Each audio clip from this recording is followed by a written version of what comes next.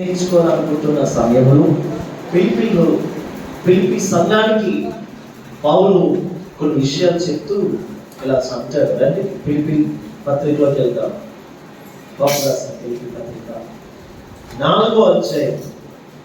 ఫిలిప్పీ రాసిన పత్రికలో 4వ అధ్యాయం 4వ వచనం నుంచి 7వ వచనం దాకా మనం చదివితే, ఎల్లప్పుడూ ప్రభువునందు ఆనందించుడి, మరలా చెప్పుదును ఆనందించుడి. ఎల్లప్పుడూ ప్రభువునందు ఆనందించండి, మరలా చెప్పుదును ఆనందించుడి. మరలా నేను చెప్పుచున్నాను ఆనందించండి. సహనమును సకల జనులకు తెరవబడనీయుడి. మీ సహనమును సకల జనులకు తెలియజేయబడనివ్వండి. ప్రభు సమీపంగా ఉన్నాడు. ప్రభు సమీపంగా ఉన్నాడు. దేనిని గురించి చింతింపకుడు గాని, దేనిని గురించి కూడా చింతపడకుడు గాని, ప్రతి విషయములోను ప్రార్థన విజ్ఞాపనముల చేత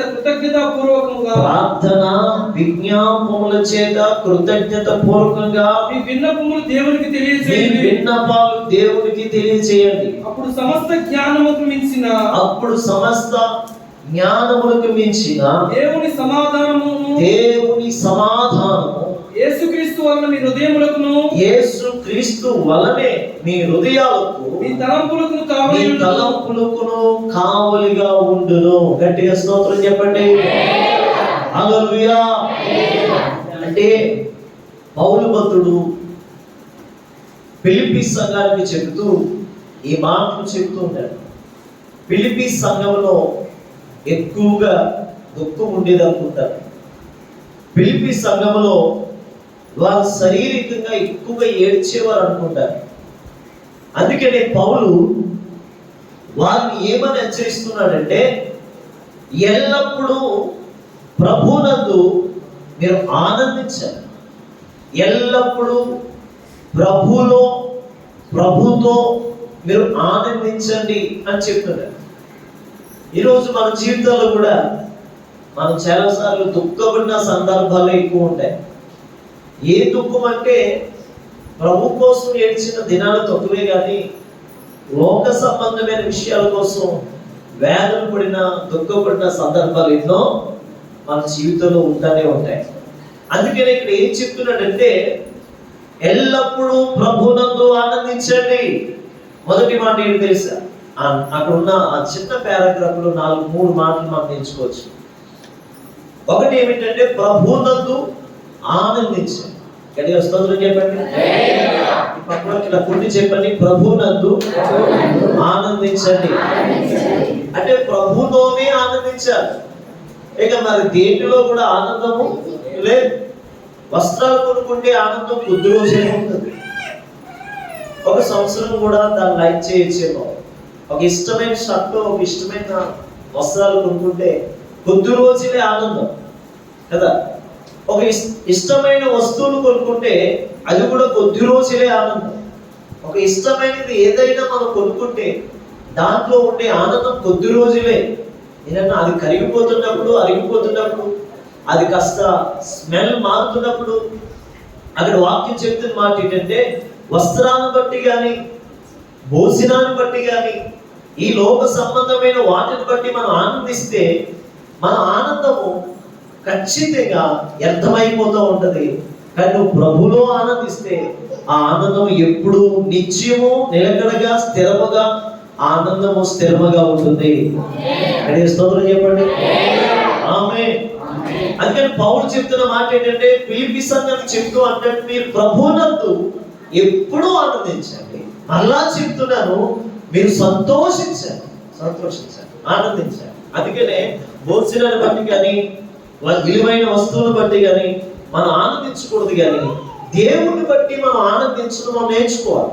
అందుకని పౌలు అదే పత్రిక రాస్తూ 3వ అధ్యాయం 1వ వచనంలో అన్నాడు. చదువుదాం రండి. 3వ అధ్యాయం 1వ వచనం. మెట్టుకున్న సహోదరులారా, 3వ అధ్యాయం 1వ వచనంలో పౌలు చెప్తున్నాడు, మెట్టుకున్న సహోదరులారా ప్రభువునందు ఆనందించుడి. ప్రభువునందే ఆనందించండి. చాలు. ఏ దేంట్లో ఆనందించాలంట? మనం ప్రభువునందే ఆనందించాలి అని చెప్తున్నాడు. అంటే ప్రభువులో తప్ప ఇంకా ఆనందం ఎక్కడ లేదు. ప్రభువులో తప్ప ఇంకా ఆనందం మరి ఎక్కడ దొరకదు. కుటుంబాన్ని బట్టి దొరుకుతుంది అనుకుంటాం, కానీ కుటుంబంలో కూడా ఆనందం ఉంటుంది. బంధువులు బట్టి దొరుకుతుంది అనుకుంటాం, కానీ బంధువులు బట్టి ఆనందం మనకు దొరుకుతుంది. కొన్ని వస్తువులు బట్టి మనకు ఆనందం దొరుకుతుంది అనుకుంటా, కానీ ఆ వస్తువులు కూడా మనకు దుఃఖాన్ని తెచ్చి పెడతాయి కొన్నిసార్లు. అయితే కొన్ని విషయాలు మనం చూస్తున్నప్పుడు ఎప్పుడు మనకు ఆనందం స్థిరంగా ఉంటుందంటే అది దేవుని బట్టి, యేసుని బట్టి మాత్రమే మనకు ఆనందం కలుగుతుంది. చదువుకుంటూ దేవుని యేసులోనే ఆనందం, యేసుతోనే సంతోషం, యేసులోనే ఆనందం ఉంది. అందుకనే భక్తుల జీవితాలు చూస్తున్నప్పుడు నెహెమీయా అనే భక్తుడు నెహెమీయా గ్రంథంలో ఇలా రాస్తూ అంటాడు, 8వ అధ్యాయం 10వ వచనంలో అంటాడు, భక్తుడైన నెహెమీయా 8వ అధ్యాయం 10వ వచనంలో అంటాడు, ఈ వచనం మనం చదవగలిగితే మనం దేన్ని బట్టి ఆనందించాలో ఈ వచనాన్ని బట్టి మనం ఆధారం చేసుకుని ముందుకెళ్ళచ్చు. వారితో ఇట్లా నేను పదండి కృతిన మాంసము భక్షించుడి, మధురమైన దాన్ని పానము చేయుడి, ఇదివరకు తమ కొరకు ఏమీ సిద్ధము చేసుకున్న వారికి పంతులు పంచుడి. ఏలయనగా ఈ దినము మన ప్రభువులకు ప్రతిష్ఠించబడిన వారు మీరు దుఃఖపడకండి, యెహోవా యందు ఆనందించుట వలన మీరు దుఃఖపడకండి, యెహోవా యందు ఆనందించుట వలన మీరు బలము పొందుతారు. ఆనందించుట వలన ఎవరిని బట్టి ఆనందించాలి? మనం దేవుని బట్టి ఆనందించాలి. దేవుని బట్టి ఆనందించినప్పుడే నీకు బలము కలుగుతుంది. మరి ఏ విషయాన్ని బట్టి, ఈ లోక సంబంధంలో ఉన్న ఆనందాన్ని బట్టి, ఒకవేళ కొన్ని విషయాలను బట్టి మనం ఆనందిస్తే కనుక మనకి ఖచ్చితంగా మన బలము పోతుంది, మన జ్ఞానము పోతుంది, మన అందము పోతుంది, మన జీవితం పోతుంది. అది కొన్నిసార్లు కుంగిపోతున్న పరిస్థితులు కూడా వస్తుంది. కానీ దేవుని బట్టి ఆనందించినప్పుడంట ఆ ఆనందం మనకి ఏమి ఇస్తుందంటే బలాన్ని ఇస్తుంది. దేవుని బట్టి ఆనందించడం వల్ల బలము పొందుకుంటారు. ఈరోజు మనం దేవుని బట్టి ఆనందిస్తున్నాం, దేవుని బట్టి ఆనందించగలుగుతున్నాం. దేవుని బట్టి ఆనందించేవాడు ఎప్పుడు సిగ్గుపడడు, దేవుని బట్టి ఆనందించేవాడు ఎప్పుడు కుంగిపోడు, దేవుని బట్టి ఆనందించేవాడు ఎప్పుడు కూడా తన తలను ఎత్తేవాడిగా ఉంటాడు, కానీ తలను దించేవాడిగా. అంటే దేవుని బట్టి ఆనందించడం మనం నేర్చుకుంటే దేవుడిని ఇచ్చే ఆనందం మనకి ఏం మారిపోతుందంటే బలముగా మారిపోతుంది, శక్తిగా మారిపోతుంది. అంటే బలం ఉన్నప్పుడు మనం ఏదైనా చేయగలం, అంటే ఆనందం ఉన్నప్పుడు ఏదైనా చేయగలం. ఆ ఆనందమే యేసు అయితే, ఆ ఆనందమే దేవుడు అయితే, ఆ ఆనందం ద్వారా వచ్చేది దేవుని శక్తి, దేవుని బలము. ఈ బలము ద్వారా మనం సమస్తము చేయగలము. ఆమె చెప్పండి గట్టిగా ఆమె. అందుకని భక్తుడే నెహెమీయా అంటున్నాడు, మీరు ఇప్పుడు దాకా ఎలా ఉన్నారో నాకు తెలియదు, కానీ మీరు దేవుని బట్టి ఆనందించాలి. మీరు దేవుని బట్టి ఆనందిస్తే ఆ ఆనందం మీకు బలాన్ని ఇస్తుంది. ఇంకా మనం ముందుకెళ్తే ఆనందం దేవుని తన ప్రజలకి, ఒక విధంగా చెప్పండి, ఆనందంగా ఉండాలని దేవుడే తన ప్రజలకి ఆ ఆనందాన్ని ఇవ్వడానికి వచ్చాడు. యేసుప్రభువు ఎందుకు వచ్చాడంటే ఆనందాన్ని ఇవ్వడానికి వచ్చాడు. లోక సువార్తలో మనకి ఎన్నో అధ్యాయం సంతోషం, మహా సంతోషాన్ని ఇవ్వడానికి వచ్చాడని ఉంటుంది అన్నమాట. అంటే ఆనందం అంటే దేవుడికి తన పట్ల, మన పట్ల ఏమై ఉందంటే, దేవుడు ఏం ఆశపడుతున్నాడు అంటే మనం ఆనందంగా ఉండాలని ఆశపడుతున్నాడు.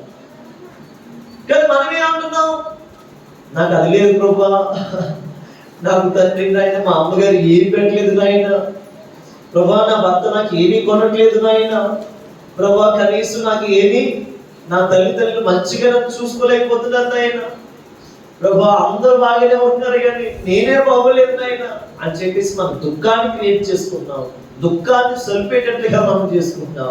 అందుకనే దేవుడు అంటున్నాడు, అసలు దేవుడు మన నుండి కోరుకునేది ఏంటి తెలుసా? ఆనందం. అందుకనే ఆనందంగా ఉండాలన్నదే దేవుని ఆశ. కానీ మనం ఏం చేస్తామంటే విచారాలు పెట్టేసుకుండి, లోక సువార్త 21 అధ్యాయం అనుకుంటారు, ఐహిక విచారం, తిండు, ఈ లోక సంబంధమైన ఆశలు పెట్టేసుకుని మీ హృదయంలో ఒకవేళ తిండి వల్ల మత్తు వలనైనను ఐహిక విచారం వలన, తిండి వలన మత్తు వలన ఐహిక విచారం అందముగా ఉన్నందున. చాలు. అంటే తిండి వలన మత్తు వలన ఐహిక విచారం వలన మనకి ఏం కలుగుతుంది చెప్పండి? ఏం కలుగుతుంది? దుఃఖం కలుగుతుంది.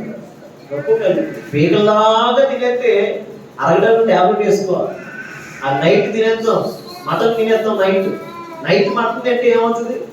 అసలు మటన్ తింటే 3-4 రోజుల దాకా డైజెషన్ అవుతుంది. కానీ మనం ఏం చేస్తామంటే తినేసిన తర్వాత పడుకున్న తర్వాత అదేం అవుతుంది ఇక చెప్పండి. అప్పటి నుంచి మనకి ఏంటి? దుఃఖం, తినడం వల్ల దుఃఖం, ఐక విచారాల వల్ల దుఃఖం, మొత్తం కలుగుతుంది. వీటి వల్ల మనకు వచ్చేది ఏమిటంటే ఆనందం కోల్పోతాం. అందుకని ప్రభు చెప్తున్నాడు, అసలు మనం ఆనందంగా ఉండాలనేది దేవుడి ఆశ. అందుకనే ఎల్లప్పుడూ మీరు ఆనందించండి. ఏ విషయాలు ఆనందించాలి? ప్రభువుని బట్టి ఆనందించాలి, ప్రభువులో ఆనందించాలి, ప్రభుతోనే ఆనందించాలి. అందుకని మీరు ప్రభువులో ఆనందించేవారుగా మారిపోదురు కాక. మీ పక్కకి ఇలా కొట్టి చెప్పండి, హైపించి చెప్పండి, ప్రభువులో ఆనందించుదుముగా, ప్రభువులో ఆనందించుదుముగా. ప్రభువులో ఆనందించు, చెప్పండి, ప్రభువులో ఆనందించు.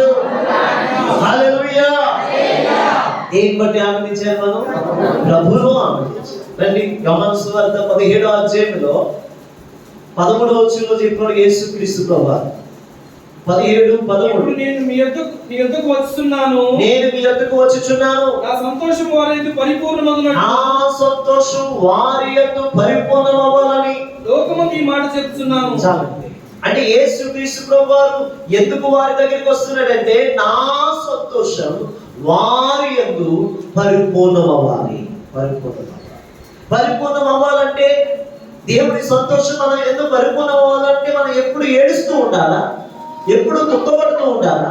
ఎప్పుడు ఐక విచారాలు, ఈ లోక సంబంధమైన ఆశలు, ఈ లోక సంబంధమైన దుఃఖం అంతా పెట్టుకుని ఏడుస్తూ ఉంటే ఆయన మన యందు పరిపూర్ణుడు కాదండి. మనలో ఎప్పుడు ఆయన పరిపూర్ణుడు అవుతాడంటే, ఆ మాట చదివితే 11వ వచనంలో నా సంతోషం వారి యందు పరిపూర్ణమగునట్లు నేను ఖచ్చితంగా ఈ మాట చెప్తున్నాను అని చెప్తాడు. అంటే దేవుడు అంటే నా సంతోషం వారి యందు పరిపూర్ణం అవ్వాలి.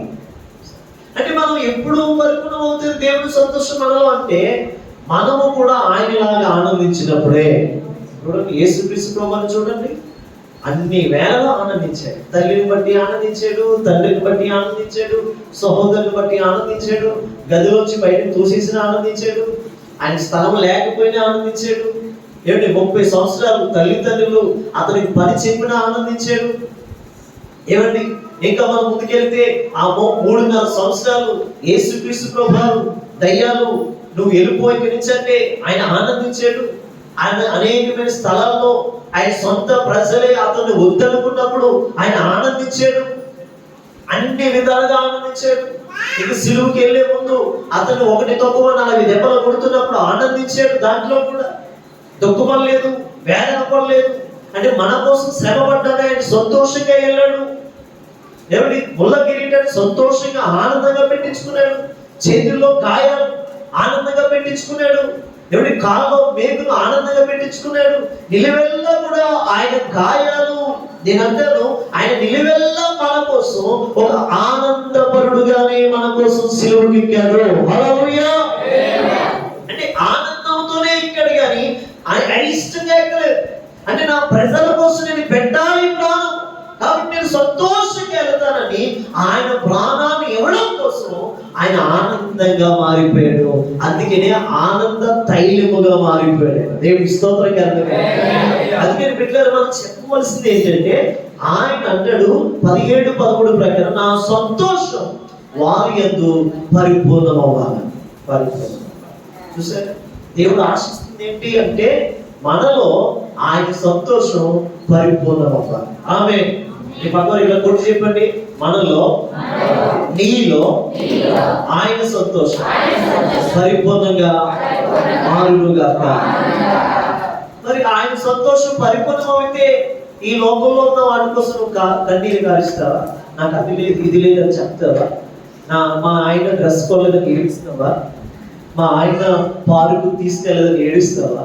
మా ఆయన అక్కడికి ఇక్కడికి నన్ను తెప్పట్లేదు, ఇంట్లోనే గూటి పక్షిగా ఉంచేద్దాం అని బాధపడతావా?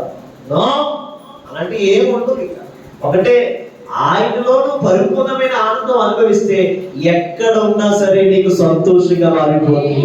నువ్వు ఏ స్థలంలో ఉన్నా సరే అది సంతోషంగా మారిపోతుంది. నిన్ను సెరసాల్లో పెట్టినా సరే సంతోషంగా మారిపోతుంది. పౌలు శిలువ చూడండి, మన పౌలు శిలువ ఎంత గాయాలు పడి వెళ్ళారు, రక్తాలు కారుతున్నాయి, బొండులు పెట్టారు, సైన్స్ వేసారు. ఆ సెరసాల్లో కూడా వాళ్ళు ఎలా మారిపోయారంటే అపోస్తుల కార్యములు 16వ అధ్యాయం అనుకుంటారు. ఆ సెరసాలలో వారు ఆనందముగా దేవుని స్తుతించడం మొదలు పెట్టారు. ఆనందముగా దేవుని స్తుతించారు కనుకనే ఆ సెరసాలు పునాదులు కదిలేయంట. స్తోత్రం గారుడిగా ఏమిటి మీకు అర్థమైందా?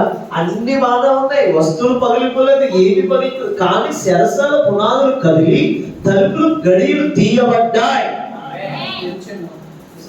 అంటే నేను అంటాను, ఆనందము నా సంతోషము వారి యందు పరిపూర్ణం అవ్వాలంటే మీరు కూడా ఎల్లప్పుడూ ఎలా ఉండాలి? సంతోషంగా. ఆమేన్. దేవుని సంతోషం మీ యందు పరిపూర్ణం అవునుగా. ఒకసారి 3 సార్లు చేతులు చెప్పండి, నా యందు. 3 సార్లు చేతులు, నా యందు ఆయన సంతోషం పరిపూర్ణం అవునుగా. నా యందు నా తండ్రి సంతోషం పరిపూర్ణం అవునుగా. నా యందు తండ్రి సంతోషం పరిపూర్ణం అవునుగా. ఆమేన్. మీ యందు దేవుని సంతోషం పరిపూర్ణంగా మారునుగాక. ఇంకా మనం ముందుకెళ్తే రోమీయులకు రాసిన పత్రిక 14వ అధ్యాయం 17వ వచనం ప్రకారంగా అసలు మనకి దేంట్లో సంతోషించాలో చూడండి. ఒకటి, సంతోషించడం వలన, ఆనందించడం వలన బలము కలుగుతుంది. ఆనందం నా సంతోషం అంటే దేవుడిలో యేసులో పరిపూర్ణం అవ్వాలని చెప్తున్నారు. ఇప్పుడు 14:17 ప్రకారంగా దేవుని రాజ్యము భోజనమును పానమును కాదు కానీ, భోజనము కాదు పానము కాదు కానీ నీతియు సమాధానమును పరిశుద్ధాత్మ యందలి ఆనందములై ఉన్నది. నీతియు సమాధానము పరిశుద్ధాత్మ యందలి ఆనందమై ఉన్నది. గట్టిగా చెప్పండి దేవుని నామమున. హల్లెలూయా. నీతి సమాధానం పరిశుద్ధాత్మ యందలి ఆనందమై ఉన్నది. అంటే పరిశుద్ధాత్మ ఆనందం, పరిశుద్ధాత్మ ఆనందం అంటే పరిశుద్ధాత్మలో నువ్వు ఆనందించాలి, యేసులో ఆనందించాలి, పరిశుద్ధాత్మలో ఆనందించాలి. అందుకని ఇక్కడ అంటే రోమా సంఘానికి చెప్తూ భక్తుడు పరిశుద్ధాత్మ యందలి ఆనందమై ఉండాలి. నువ్వు ఎలా మారాలంటే పరిశుద్ధాత్మను ఆనందింపజేసే బిడ్డగా మారుదువుగాక. అంటే పరిశుద్ధాత్మను నువ్వు దుఃఖ పెట్టకూడదు, పరిశుద్ధాత్మను నువ్వు వేడిపించకూడదు, పరిశుద్ధాత్మను నువ్వు బాధ పెట్టకూడదు. పరిశుద్ధాత్మ అది ఎప్పుడూ కూడా నీలో ఉంటూ ఉండగా, పరిశుద్ధాత్మ నీలో ఉంటూ ఉండగా, ఆ పరిశుద్ధాత్మని ఎప్పుడూ కూడా నువ్వు ఏం చేయాలంటే ఆనందింపజేసే బిడ్డగా ఉండువుగాక. ఆనందింపజేయాలి. మీకు తెలుసా? మీకు తెలియకుండా మీలో ఒక పరిశుద్ధాత్మ, మీలో ప్రతి ఒక్కరిలో పరిశుద్ధాత్మ పనిచేస్తాడు.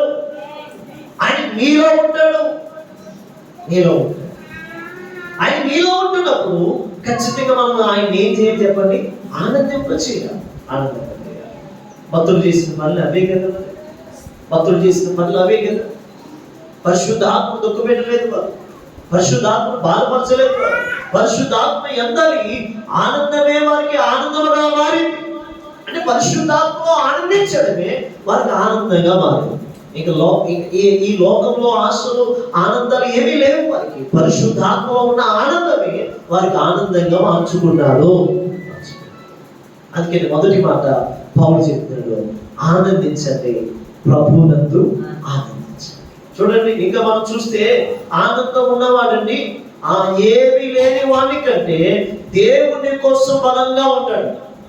దేవుడు ఆనందం ఉన్నవాడు ఏమీ లేనివాడు, అంటే ఆనందం లేనివాడు, ఈ లోక సంబంధమైన ఆనందం లేనివాడు, దేవుని ఆనందాన్ని కోల్పోయిన వారు ఆనందము కలిగిన వాడంట అన్ని విషయంలో బలంగా నిలబడతాడట. ఆమేన్. అంటే నువ్వు అన్ని విషయాల్లో బలంగా నిలబడాలంటే దేవుని అందరి ఆనందాన్ని నువ్వు అనుభవించుదువుగాక. ఆనందం కోసం కొన్ని మాటలు త్వరగా చెప్పి నేను ముందుకెళ్తాను. కీర్తన సంకీర్తన 16:11 చదువుదామా? భక్తుడు దావీదు అంటాడు, సంకీర్తన 16:11, జీవ మార్గము నీవు నాకు తెలియజేసేదవు, జీవ మార్గము నీవు నాకు తెలియజేసేదివి, నీ సన్నిధి సంపూర్ణ సంతోషం కలదు, నీ సన్నిధిలో సంపూర్ణ సంతోషం కలదు. కుడి చేతిని నీ సన్నిధిలో సంపూర్ణ ఆనందము కలదు. భక్తుడైన దావీదు అంటాడు, నీ సన్నిధిలోని సంపూర్ణ ఆనందం ఉందయ్యా. నీలోని ఆనందం నా దేవా, నీలోని నా జీవం, నిన్న నేడు నిరంతరం మారని దేవా, నిన్న నేడు నిరంతరం మారని దేవా. ఈ లోకమంతానే నువ్వే తగ్గినా నాకు లేదయ్యా ఎక్కడా. వినపడలేదు? ఈ లోకమంతానే నువ్వే తగ్గినా నాకు లేదయ్యా ఎక్కడా. నీ సన్నిధిలో ఒక్క క్షణం గడిపినా నా హృదయం పొంగెను. ఆయన సన్నిధిలో ఒక్క క్షణము గడిపిన మన హృదయాలు ఆనందించబడబోతున్నాయి. ఆమేన్. ఈ దేవుడి మందిరానికి మీరు ఎంత ఆశతో వస్తున్నారో నాకు తెలియదు, కానీ దేవుడి మందిరంలో ఉండాలి అని గంటలు ఉంటాయే, సన్నిధిలో ఉండాలి అని ఆశ ఉంటుంది. అది మన జీవితాన్ని ఎంతగా దీవిస్తుంది. అంటే నువ్వు దేవుడి సన్నిధిలో ఉండాలని ఆశ నీకుంటే అది నీకు ఆశీర్వదకరంగా మారిపోతుంది. అందుకే మనం ఆలోచించగలిగితే భక్తుడిని దావీదు అంటాడు 16:11 ప్రకారంగా, నీ సన్నిధిలో సంపూర్ణ సంతోషము గలదు. సంపూర్ణ సంతోషం. 21:11 21:1 భక్తుడైన కీర్తనకారుడు అంటాడు, 21:1 అంటాడు, యెహోవా నీ బలమును బట్టి సంతోషించు. యెహోవా రాజు నీ బలమును బట్టి సంతోషించును. చాలండి. అంటే నీ బలాన్ని బట్టి ఆనందిస్తున్నాడు.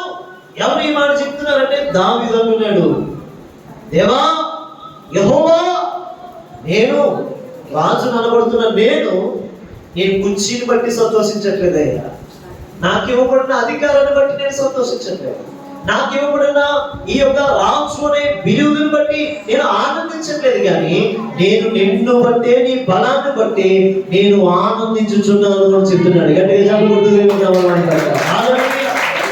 దేవుని బలాన్ని బట్టి ఆనందించాలి. దేవుని బలము ఏదైనా చేయగలదు. దేవుని బలము ద్వారా మనం ఏదైనా పొందగలుగుతాం. దేవుని బలము ద్వారా లేని వాటిని ఉన్నట్లుగా చేసే దేవుని శక్తి ద్వారా మనం ఏదైనా పొందగలుగుతాం.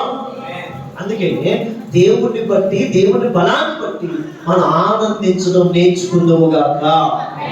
అదే భక్తుడు 32వ అధ్యాయం 32వ కీర్తనకారుడు 32వ కీర్తన 11వ వచనంలో అంటాడు, నీతిమంతులారా యెహోవాను బట్టి సంతోషించండి, యెహోవాను బట్టి ఆనందించండి, సంతోషించుడి, ఉల్లసించుడి. యెహోవాను బట్టి ఆనందించండి, యథార్థ హృదయులారా మీరందరూ ఆనందగానము చేయండి. నీతిమంతులకు చెప్తున్నాడు, యథార్థవంతులకు చెప్తున్నాడు దేవుడు.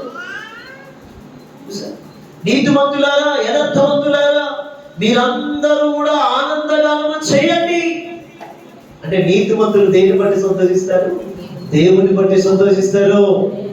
యథార్థవంతులు దేని బట్టి సంతోషిస్తారు? దేవుని బట్టి సంతోషిస్తారు, ఆనందిస్తారు. రోజు వాక్యం చెప్తున్న మాట పౌలు అంటున్న మొదటి మాట ఏంటి తెలుసా? ప్రభునందు ఎల్లప్పుడూ ఆనందించండి. ప్రభునందు ఎల్లప్పుడూ ఆనందించండి. ఇంకా మనం ముందుకెళ్తే 43 మనం చదువుకున్నామే కీర్తన రీడింగ్ 4వ వచనం చదివితే, నాకు ఆనంద సంతోషములు కలుగు చేయు దేవుని ఎదుటే, నాకు ఆనంద సంతోషములు కలుగు చేయు దేవుని ఎదుట నేను చేరేదను. అంటే దేవుని బట్టే మనం సంతోషం, ఆనందం ఉండాలి. అందుకని 51 కీర్తనలో భక్తుడైన దావీదు అంటాడు, 8వ చరణం చూస్తే 51 చూస్తే, ఉత్సాహ సంతోషం నన్ను వినిపింపుము, అప్పుడు నీ విరిచిన ఎముకలు హర్షించును, అప్పుడు నీవు విరిచిన ఎముకలు హర్షించును. అంటే నువ్వు ఇరిచావే ఎముకలు, అంటే నువ్వు నలగొట్టేవే ఈ జీవితాన్ని, ఇరిగిపోయిన జీవితం, నలిగిపోయిన జీవితం ఒప్పుకుంటున్నానే. ఈ ఎముకల్లోంచి మళ్ళా ఆనందం రావాలంటే ఏమన్నా ఉత్సాహ, సంతోషం, ఉత్సాహ, ఆనందము మాకు నాకు మళ్ళా ఎవరికి అంటున్నాడు, వినిపింప చేయమంటున్నాడు భక్తుడైన దావీదు. చూసారు. అందుకని మనం దేన్ని బట్టి సంతోషించాలంటే ప్రభువును బట్టి సంతోషించడం మనం నేర్చుకుందాము గాక. ప్రభువులోని ఆనందం, ప్రభువులోని సంతోషం, ప్రభువును బట్టి మనం ఆనందించినప్పుడు ప్రభు బలాన్ని బట్టి ఆనందించారట, పరిశుద్ధాత్మను బట్టి ఆనందించారట, యేసును బట్టి ఆనందించారు. ఇలా మనం ఆనందించగలిగితే మనకి ఏదైతే అవసరమో అది దేవుడు మనకు అనుగ్రహిస్తాడు. హల్లెలూయా. చూడండి, రెండో మాట కొద్దాం. ఫిలిప్పీయులకు రాసిన పత్రిక 4వ అధ్యాయం 5వ వచనం చదివితే, మీ సహనమును సకల రెండో మాట, మొదటి మాట ప్రభునందు ఆనందించండి, రెండో మాట మీ సహనమును సకల జనులకు తెలియబడనివ్వండి. ప్రభు సమీపంగా ఉన్నాడు. చాలు. అంటే సహనం అనగా మృదువుగా ఉండడం, ఇంకా చెప్పాలంటే ఒక మాటలో చెప్పడం సాత్వికంగా ఉండడం. పక్క తెలుగులో చెప్పాలంటే సాత్వికం. సహనం అనే దాన్ని భక్తుడు ఇలా పోల్చాడు, సాత్వికంగా ఉండు. ఇంకా చెప్పాలంటే మృదువుగా ఉండు, మృదువుగా ఉండు.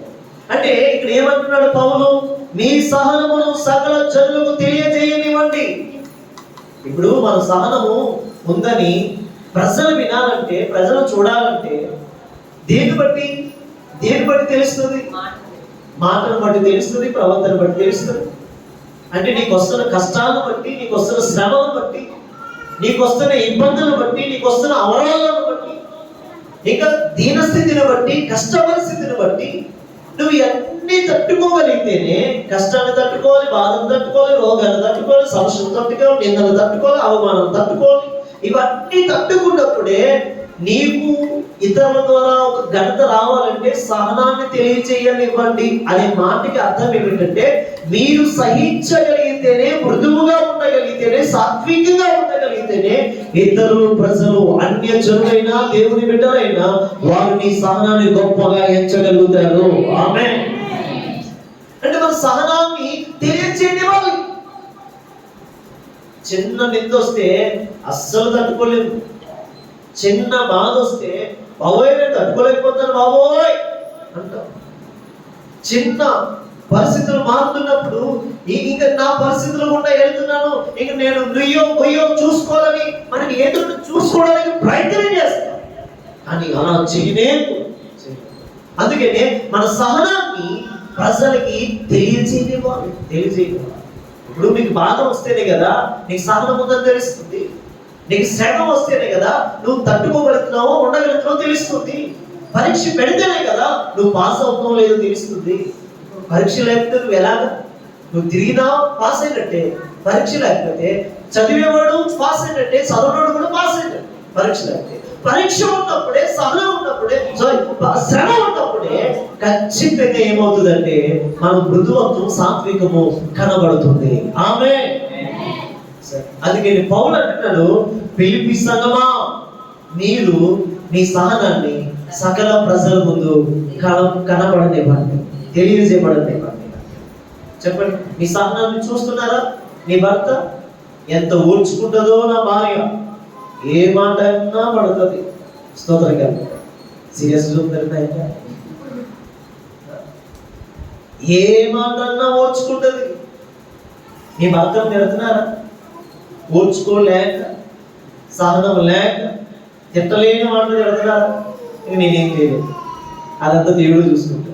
స్తోత్రంగా చూసారు.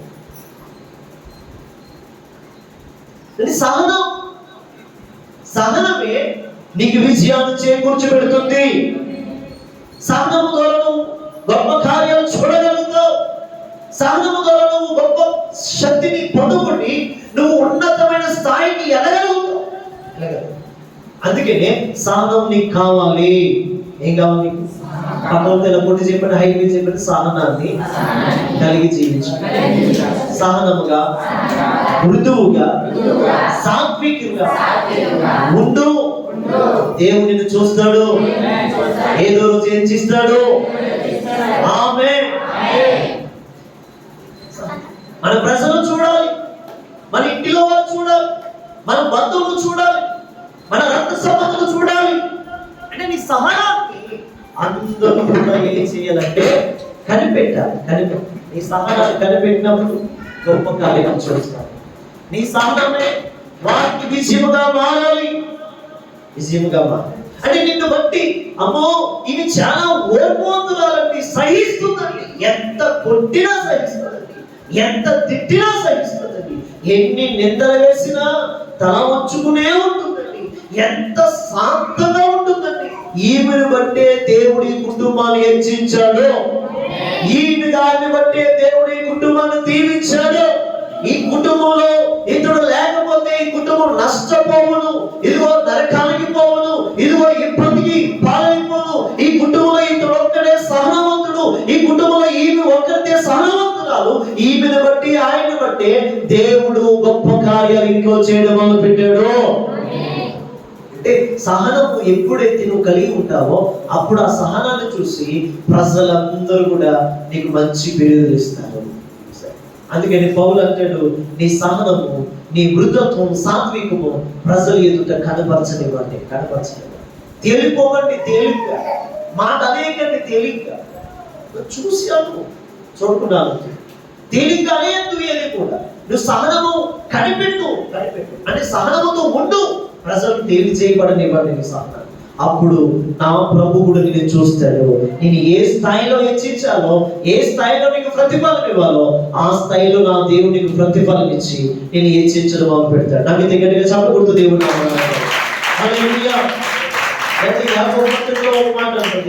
జేమ్స్ 3:17 ప్రకారంగా మృదువైనది అయితే పై నుండి వచ్చి జ్ఞానము. చూడండి పై నుండి వచ్చిన యాకోబు 3:17 చదివితే పై నుండి వచ్చే జ్ఞానంలో ఏముందో తెలుసా? ప్రాముఖ్యమైనది మృదువుగా ఉండడం. ఆ మాట ఉంటుందో చదవండి. మృదువైనదిగా అంటది. అంటే పై నుండి వచ్చే వాటిలో సహనం ఒకటి. ఈ సహనమే మృదువు. ఈ మృదువత్వాన్ని నువ్వు కనిపెట్టుకుని కాపాడుకుందువుగాక. అందుకనే 1 తిమోతి రాసిన పత్రిక 3:3 ప్రకారంగా తిమోతికి పౌలు చెప్తున్నాడు, అతడు సాత్వికుడై అంటే సహనము గలవాడై ఉండాలి. ప్రసంగించాలన్నా, పరిచయం చేయాలన్నా, పాటలు పాడాలన్నా, వాక్యం చెప్పాలన్నా, వాక్యం చదవాలన్నా, దైవ సేవకుని వెంబడించాలన్నా ఎలాంటి వాడై ఉండాలి? సాత్వికుడు అంటే సహనము కలిగి ఉండాలి, సహనం గలవాడై ఉండాలి. తిమోతి నువ్వు సహనం గలవాడై ఉండాలి అని చెప్తాడు. ఇంకా 2 కొరింథీయుల రాసిన పత్రిక సహనం కోసం 3 మాటలు చెప్పినాడు. 2 కొరింథీయుల రాసిన పత్రిక 10:1 అంటాడు, సాత్వికమును అనే మాట ఉంటుంది. అంటే సాత్వికం మృదువుగా ఉండేతనం, సహనాన్ని వేడుకోవాలంట. ఏమండి పౌలు అంటాడు అక్కడ, నేను సాత్వికముతో నేను బతిమాలుకుంటూ వేడుకుంటున్నాను. ఓ కొరింథీ సంఘమా, మిమ్మల్ని నేను సాత్వికముతో మృదువుగా సహనంతో వేడుకుంటాను. మీరు నా మాట వింటారా?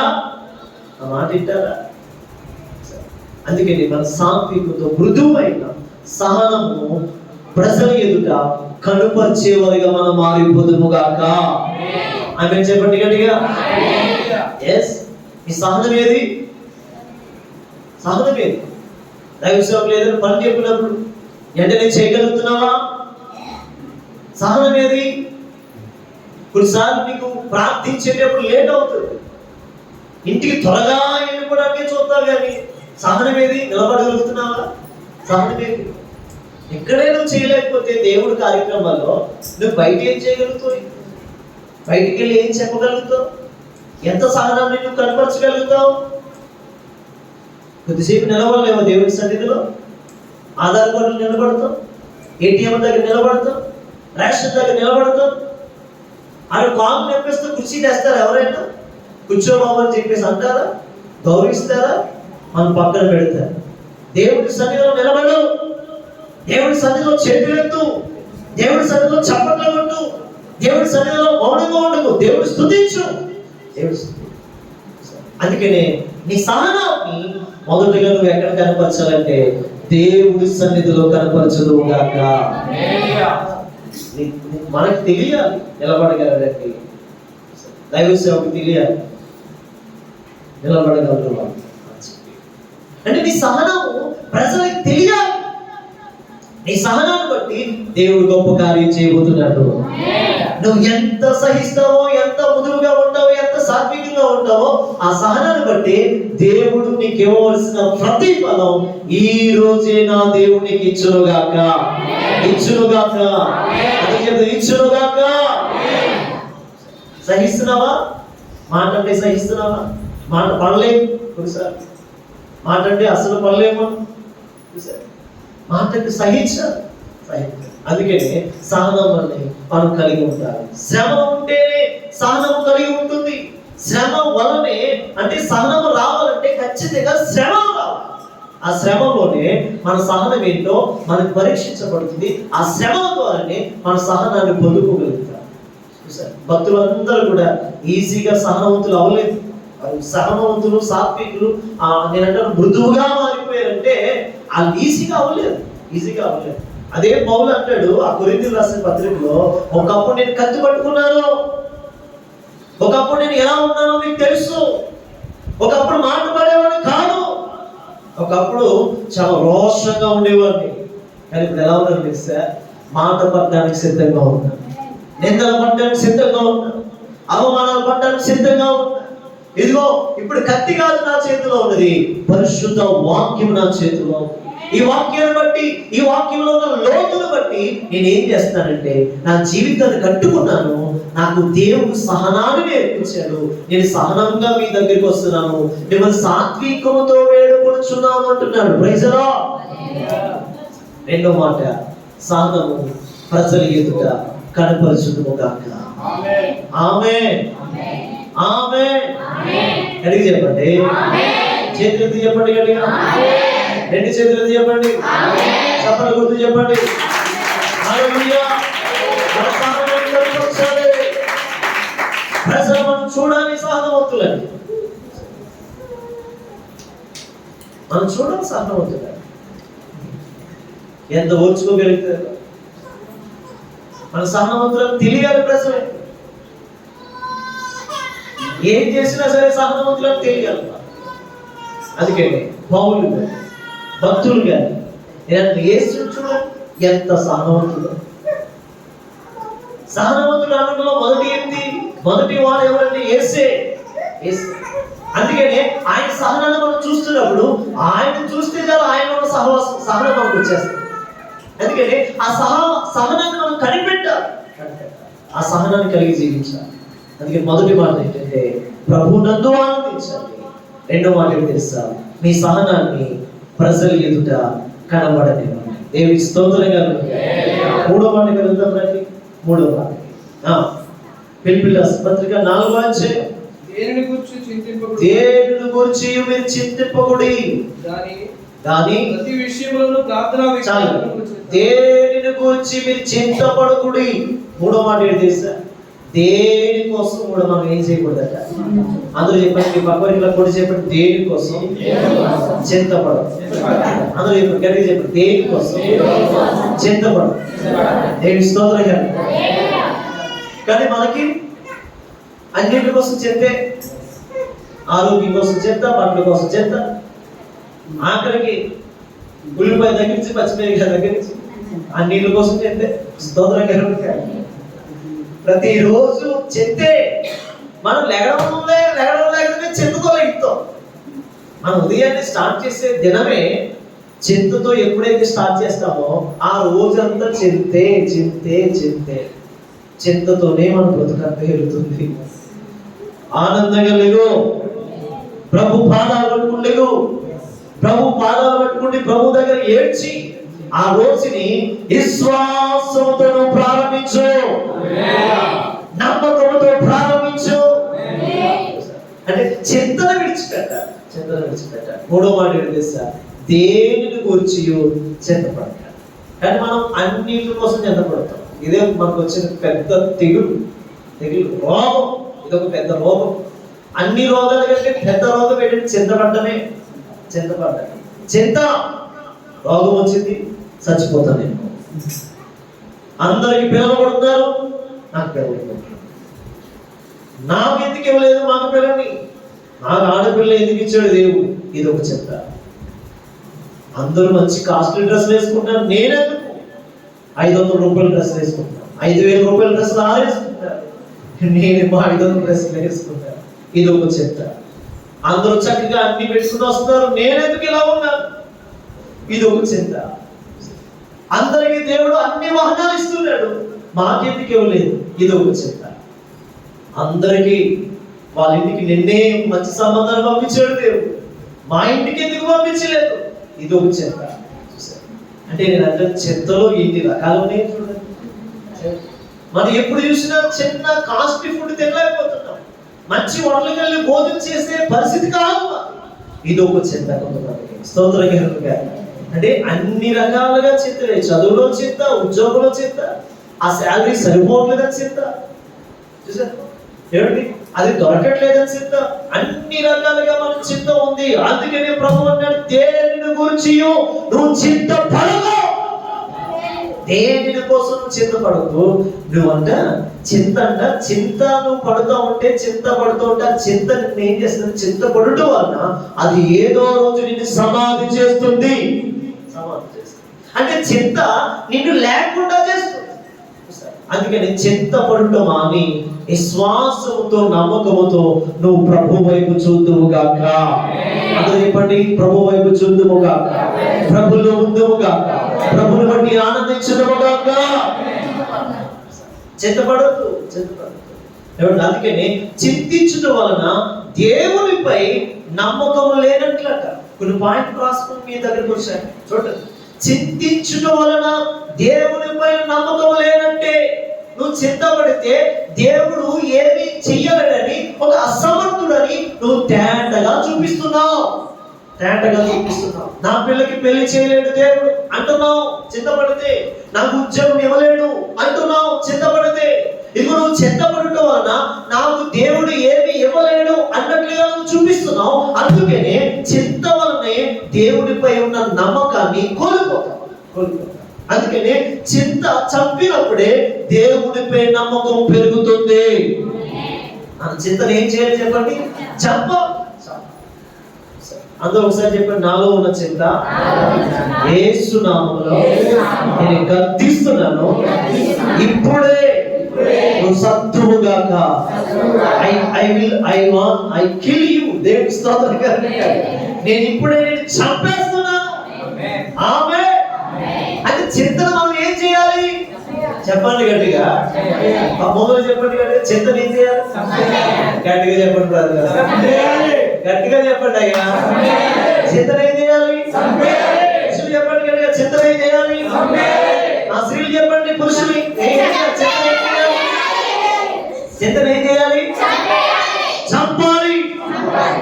అప్పుడే దేవుడి మీద ఉన్న నమ్మకం ఏంటో పెరుగుతుంది. నువ్వు చింతను చంపకపోతే దేవుడి మీదకి నమ్మకం రాదు. అంటే నువ్వు చింతను చంపినప్పుడే దేవుడి మీద నమ్మకం పెరుగుతుంది. అందుకని చింత మగ పిల్లలు పుట్టలేదు. మగ పిల్లలు లేక ఆడపిల్లలు లేక బాధపడుతుంటే మగ పిల్లలు పుట్టలేదని బాధపడుతుంది. ఇది మీ చింత. 80,000 రూపాయల శాలరీ ఏంటి? ఏం సరిపోతుంది ఫాస్ట్ గారు? మా అబ్బాయికి ఫీజుకి ఏమవుతుందండి? ఆ పాకెట్ మనకి ఆ బస్ ఫీజుకే పోతుంది. చింత అంటే నేను అంటే చింతను మనం చంపినప్పుడే నమ్మకం దేవుడి మీద పెరుగుతుంది. నువ్వు చింతను చంపాలి, లేకపోతే అది నేను చంపేస్తాను. చింత ఒక విధంగా చూడండి, చింత అంట నూనె లాంటిది. చింత ఎలాంటిది చెప్పండి? నూనె. నమ్మకం అంట నీరు లాంటిది. మీరు ఎప్పుడైనా నూనె నీరు కలిసి ఉండడం చూసారా? మీరు చూడండి, నూనె కానీ నీరు కానీ కలిసి ఉండవు, వేరైపోతాయి. అంటే నేను అంటాను, చింతను నూనెలా ఉంటే నమ్మకం నీరులా ఉంటుంది. అందుకనే అవి రెండు ఎప్పుడు కలిసి ఉండవు. ఒక మనిషిలో చింత నమ్మకం ఉంటే కలిసి ఉండవు, వేరుగా పోతాయి. ఇగో నీతో నేను పొత్తు ఉండలేను, ఇగో నీతో నేను ఫ్రెండ్షిప్ చేయలేను, ఉండలేను నీతో. ఎందుకంటే నీకు నాకు శత్రుత్వం ఎక్కువ, ఉండలేను. చింతమో ఒక పక్కపోతుందంట, నమ్మకమో ఒక పక్కపోతుంది. అందుకనే చింతపడి ఎప్పుడు బాధపడుతూనే ఉంటాడు. నమ్మకం ఉన్నవాడు ఎప్పుడు ఎదుగుతూనే ఉంటాడు. చింతపడితే బాధలే, చింతపడితే బాధలే. అంటే నువ్వు చింతపడుతున్నావు అంటే బాధ ఉన్నాయని అర్థం. చింతపడుతున్నావు అంటే నువ్వు ఎవరి దగ్గరికి వెళ్ళినా సరే నీ ముఖం ఎలా ఉండాలంటే తేటగా ఉండాలి, సంతోషంగా ఉండాలి. కష్టాలున్నా, బాధలున్నా, ఇబ్బందులున్నా ఎలా ఉన్నా సరే నీ ముఖంలో ఒక కళ, ఒక దైవికమైన కళ, ఆ సంతోషం, నమ్మకం, ప్రభు ఉన్నాడు, ఏదో రోజు నన్ను హెచ్చిస్తాడనే నమ్మకం, విశ్వాసం నీకుంటేనే ఆ నీ చింతలన్నీ కొట్టివేయబడతాయి. ఆమేన్. అందుకనే చింతకి నీరుకి ఎప్పుడు పొత్తు లేదు. అందుకనే మనం చింతను చంపాలి, నీ విశ్వాసాన్ని, నమ్మకాన్ని పెంచుకోవాలి. అందుకనే కొన్ని మాటలు మనం చూస్తే దేవుడు అండి నీతో ఉండాలని నమ్మాలట, దేవుడు మనలో ఉన్నాడని నమ్మాలట. నమ్మాలి అంటే చింత పోవాలంటే దేవుడు నాలో ఉన్నాడని నమ్మాలట, దేవుడు నా దగ్గరే ఉన్నాడని నమ్మాలట. రెండో మాట. మూడో మాట, దేవుడు నా చుట్టూ ఉన్నాడని నమ్మాలట. నాలుగో మాట, మన ఊహకు అందనంత మిక్కిలి, అందనంత మనల్ని, అందనంతగా మనల్ని ప్రేమించే నా తండ్రి ఉన్నాడని మనం నమ్మాలట. ఆమేన్. అంటే మన ఊహలకు అందనంత ఎత్తైన పరమ తండ్రి మనకు ఉన్నాడని నమ్మినప్పుడే మన చింతలన్నీ పోతాయి.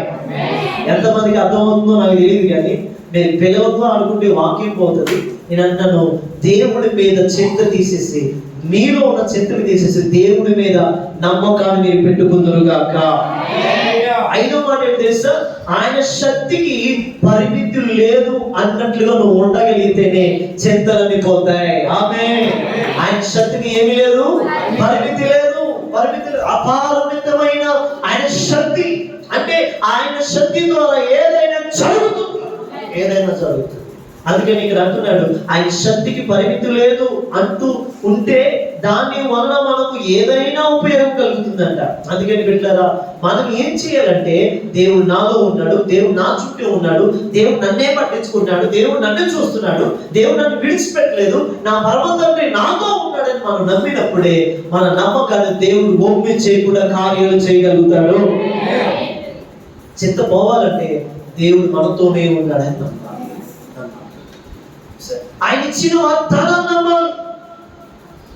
ఆయన దగ్గర మనం పాదాలు పెట్టుకుని కన్నీరు కలుస్తున్నాము కదా, ఆ పరిస్థితులన్నీ మనం నమ్మాలి. అందుకని మనం చేసిందల్లా నమ్మకముతో చేయవలసింది. మనం చేసేది ఏంటో తెలుసా? నమ్మకముతో ఉండడమే. నమ్మకంతో ఉండడం. దేనిని గురించి చింతపడద్దు అంటాడు. అంటే మనం నమ్మకంతో ఉంటే ఏదో రోజు దేవుడు ఇస్తాడు, ఏదో రోజు దేవుడు ఇస్తాడు. వాగ్దానం నమ్మాలి. ఆయన వాగ్దానం చేసిన వాడిని మనం నమ్మాలి. మనం ఎవరు నమ్ముతాం? నాయకులు నమ్ముతాం. మనం ఎవరు నమ్ముతాం? చుట్టాలు నమ్ముతాం. మనం ఎవరు నమ్ముతాం? అప్పు ఇస్తానని చెప్పిన వాళ్ళు నమ్ముతాం, సహాయం చేస్తానని వాళ్ళు నమ్ముతాం. కానీ వీళ్ళందరూ ఒక వద్దు, కానీ తండ్రి ఒక. ఆమేన్. యేసు అలా ఉన్నాడు, దేవుడు అలా చేయడు. అందుకనే ఆయన మనం నమ్మాలి, ఆయన వాగ్దానాన్ని మనం నమ్మాలి. ఆయన పిలిచిన వాడు, నమ్మదగిన వాడు కనుక ఆయన నమ్మగలిగితే నీలో ఉన్న చింతలని పోతాయి. అందుకనే మూడో మాట ఏంటంటే, దేనిని గురించి మీరు చింతపడకూడదు. ఒకసారి గట్టిగా ఇలా పక్కకి చెప్పండి, దేనిని గురించి చింతపడకూడదు. దేని గురించి చెప్పు చెప్పు చెప్పు గట్టి చెప్పు. దేని గురించి చింతపడకు. నీ చింత యావత్తు ఆయన మీదే. గట్టిగా చెప్పండి, నీ చింత యావత్తు, నీ భారం యావత్తు ఆయన మీద ఉంచుకోగాక. ఆమేన్. కాబట్టి పౌలు చెప్తున్నాను, పిలిపిస్తాను. ఓ పిలిపిస్తానమ్మా, మీరు ప్రభునందు ఆనందించాలి. ఒకటేంటి? ప్రభునందు ఆనందించాలి. మనం ప్రభునందు ఆనందించాలి. రెండవది, నీ సహనాన్ని సకల ప్రజలకు తెలియజేయబడనివ్వండి. మీరు ఎంత సహనవంతులో, ప్రభు కోసం, పని కోసం, దేవుడి కోసం ఎంత సహిస్తున్నారో అది ప్రజలు చూడనివ్వండి. మూడోది ఏం చేస్తారు? దేనిని గురించి కూడా చింతపడదు. దేనిని గురించి చింతపడదు. దేని కోసం చింతపడదు. మత్తయి సువార్త ఈ మాట చదివితే, మత్తయి సువార్త 6వ అధ్యాయం 25 నుంచి 34 దాకా చదవండి. ఈ మాట చెప్పేసి నేను ముగిస్తాను. అందువలన నేను మీతో చెప్పినది ఏమనగా, ఏమి తిందుమో, ఏమి త్రాగుదుమా, ఏమి తిందుమా, ఏమి త్రాగుదుమా, అని మీ ప్రాణముల గురించి అని మీ ప్రాణాల గురించి ఏమి ధరించుకుందామో అని మీ దేహం ఏమి ధరించుకుందామో అని నీ దేహమును గురించి చింతింపుకుడి. ఆహారం కంటే ప్రాణమును, ఆహారము కంటే ప్రాణమును, వస్త్రము కంటే దేహమును గొప్పవి, వస్త్రము కంటే దేహము గొప్పవి కదా. ఆకాశ పక్షులను చూడండి, ఆకాశ పక్షులను చూడండి. అవి విత్తవు కోయవు, అవి ఎత్తవు కోయవు, కొట్లలో కూర్చుకొనవు, కొట్లలో దాచుకొనవు. మనగలాగా పరలోక తండ్రి వాటిని పరలోక తండ్రి పోషించుచున్నాడు. వాటికంటే బహుశ్రేష్ఠులు కదా. మీరు చింతించడం వలన ఏదైనా మీరు ఎక్కువ చేసుకోగలుగుతారా? వస్త్రముల గురించి మీరు చింతింపలేలా? అడవి పువ్వులు ఎలా వెతుకుచున్నావో ఆలోచించండి. కష్టపడవు వడకవు, అయినను వాటి సమస్త వైభవంతో కూడిన సొలొమోను సైతం పడగొడేసే కదా పువ్వులు. స్తోత్రం గారు. ఇంకేమన్నా చింతపడకండి. ఏనాటి కీడు అంటే ఏనాటి కీడు అంటే ఏనాటి కష్టం. ఆ పక్క స్టడీ బైబిల్ చదివితే ఏనాటి కష్టం ఆనాడు చాలు. ఆమేన్. మీరు పెద్దోళ్ళు అయిపోవాలి, కోటీశ్వరులు అయిపోవాలి ప్రయత్నం చేయదు. దేవుడు అనుకుంటే చేద్దాం. స్తోత్రంగా. నేను అమ్మాలి, ఆడియో ద్వారా BMW వాడాలి, జీప్ పెద్ద ఇదేదో తారు. స్తోత్రంగా. ఏం అనుకోద్దు మనం. దేవుడు కావాలంటే ఇస్తాడంతే. ఆమేన్. అంటే మనకు అవసరం అయితే దేవుడే ఇస్తాడు. ఆమేన్. చెప్పండి గట్టిగా. చింతపడద్దు. ఆ పక్కన చింతపడద్దు. చింతపడితే అది నిన్ను సమాధి చేస్తుంది. చింత తీసే ప్రభు మీద నమ్మకం కలిగి ఉండు. చెప్పగలిగే ప్రభు మీద, ప్రభుపై నమ్మకం ఉంచు. నమ్మకం ఉంచు. నీ చింతలన్నిటినీ యేసు నామములో తొలగిపోవునుగాక. తొలగిపోవునుగాక. తొలగిపోవునుగాక. నీ చింతలన్నీ తొలగిపోవునుగాక. మనం ఆలోచించండి. చింత నీ జీవితం పాడు చేస్తుంది. కాబట్టి నువ్వు ఏ చింతలో ఉన్నావు నాకు తెలియదు, కానీ ప్రభు మాట్లాడుతున్నాడు. ప్రభు ఆనందించు, సహనాన్ని చూపించు. ప్రజలు 3 చింతపడకూడదు, ధైర్యం పడకూడదు. నమ్మకము వాగ్దానం ఇచ్చిన దేవుడు నమ్మకస్తుడు. ఆయన మీద నమ్మకంచు, ఆయన నిన్ను పోషిస్తాడు. 34 వచనంలో అంటాడు, దేనిని రేపటిని గురించి చింతపడకుడి, రేపటి దినము తన సంగతుల గురించి చింతించును. ఏనాడు కీడు అనాడించాలి. ఏనాటి కష్టము, ఏనాటి శాలరీ, ఏనాటి జీవితం, ఏనాటి డబ్బులు, ఆ 500 ఆ రోజు సరిపోతాయి. దేవుని స్తోత్రం కలుగునుగాక. దేవుడు మిమ్మల్ని అలా చేయనుగాక, అలా చేయనుగాక, అలా ఉంచునుగాక. అలాగే మీరు దేవుని మీద నమ్మకం పెట్టుకోండి. మీ చింతలన్నీ తీసివేయుదురుగాక. మీరు చెత్తని ఇంట్లో ఉంచుకుంటారా? దాచుకుంటారా? బీరువాలో పెడతారా? చెత్తని ఎక్కడ పెడతారు? ఇప్పుడు మీ చింతలన్నీ ఎక్కడ పరిచేయాలి? మీ హృదయం అని బీరువాలో పెట్టుకోకూడదు. మీ చింతలన్నీ ఎక్కడ పరిచేయాలి? ఇప్పుడు చెత్త కుండీలో పడిపోవునుగా, అగ్ని చేత కాలిపోవునుగా. ఆమేన్. ఒక లేదు ప్రార్థన చేసుకుంటాం. దేవుడు మిమ్మల్ని అలా బలపరచునుగాక. ఓ హల్లెలూయా. దేవుడు మీ చింతలన్నీ తీసివేయాలని, దేవుడు మిమ్మల్ని హెచ్చించాలని, దేవుడు మిమ్మల్ని దీవించాలని ఈ ఉదయకాల సమయంలో ప్రభు